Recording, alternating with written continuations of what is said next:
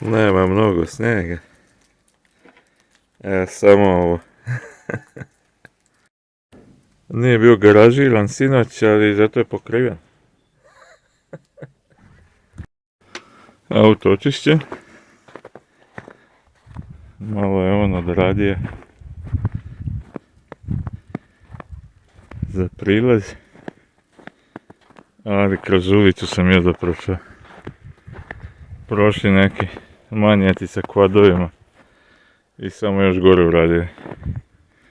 Sad sam ja malo poravno s autom.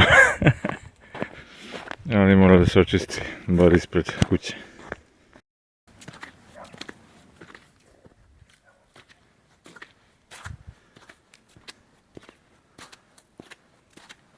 Bilo se uredno, vrati.